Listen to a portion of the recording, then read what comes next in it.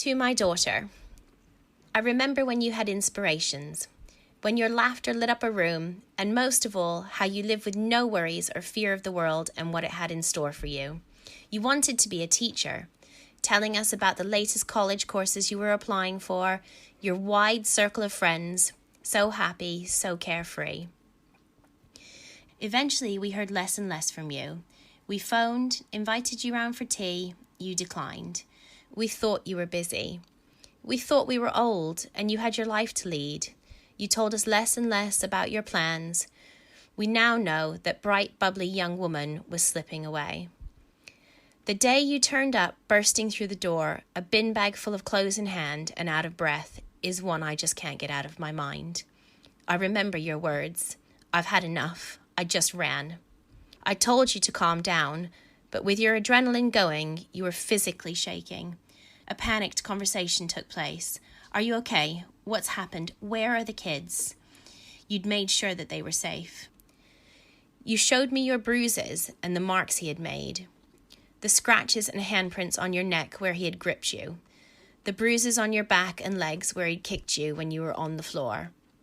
None on your face. I suppose he thought he was being smart. You passed it off with comments like, he was just angry, or you can't pick who you fall in love with. I told you to call the police. That's when I saw the fear in your face. You told me that I didn't know what he was like. You told me I didn't know what he was capable of. This was the start of lots of phone calls and lengthy conversations. After each outburst, he demanded sex. That's why you ran. I told you that was rape. And again you made excuses for him, saying, you didn't fight back. You didn't say no. You just lay there. I'm sorry, sweetheart, but you were raped. Then your phone started pinging with apologies and more excuses of how it would never happen again. It was like you had a cloud around your head and everything I said wasn't going in. You only heard him. We promised that we wouldn't report it without your say-so. We needed your trust, and you said you would lie and never speak to us again. We needed that contact. We needed to know you were safe. The only thing that you allowed us to do was to take pictures of your bruises, just in case you ever wanted to report it in the future. Tears in my eye as you showed me one after the other. You were adamant that you would never report him as it was too dangerous, and that you would leave him of your own accord. I feared he would never let this happen. You stopped the night. I remember not sleeping with the thoughts running through my mind of what you had been through. I knew you hadn't told me the full story, and my imagination ran wild. I kept wondering if I had done the right thing by not reporting it that day. Would you have forgiven me if I did it anyway? Or would you have run back to him and never come back for help? You went back and told me he had changed, but I wasn't convinced.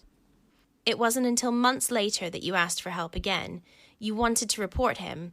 In that moment, I couldn't have been prouder. I rang the police before you could change your mind, and they arranged for someone to come round later in the week to take a statement.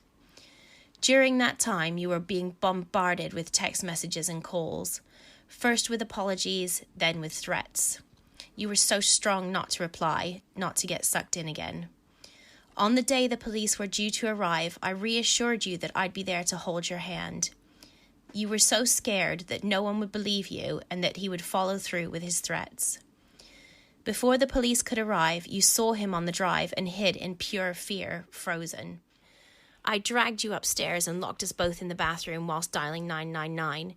As he tried to break in, this overwhelming sense of protectiveness came over me. There was no way I was going to let him harm you anymore. He'd have to get through me before anything happened to you. Luckily, the police turned up, but it was the longest 9 minutes of my life. I remember how scared you were. Even now, he was on remand. I made a promise that I would be with you every step of the way.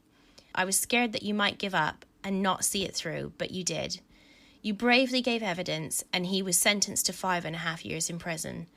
I was so proud of the strength you showed throughout. The sentence was bittersweet. The damage had been done. You are not the same person anymore. You lost your home, your children, and your self-worth.